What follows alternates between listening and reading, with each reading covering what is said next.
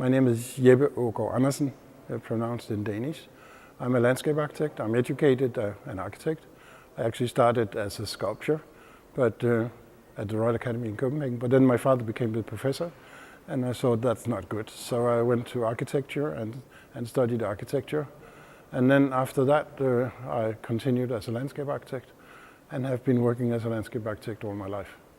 I had an office for many years in Copenhagen, but working around very much in Sweden, very much in Australia, and also in Middle East and England and France and Norway and other places.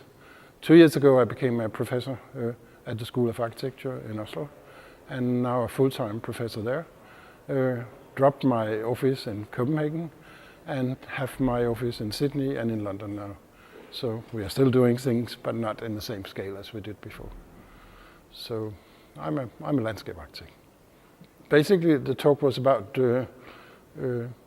how you use your inspiration, how you use whatever you have seen in your life, and what you saw was part of my notebook. That was the pictures I took. The pictures I took because I knew I could use them later on, and that they would be good for any project which might come up. There were pictures this evening that was more than 25 years old, but they're still very inspiring things which I've used all my time and which I of course use with my students now.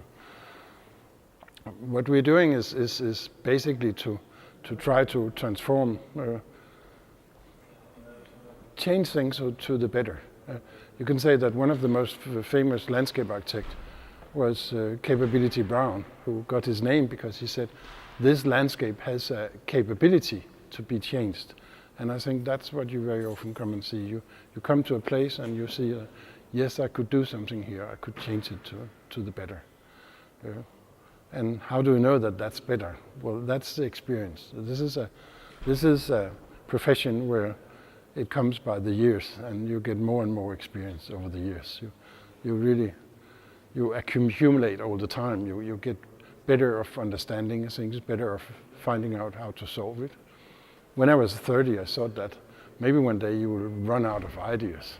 I was really afraid of that.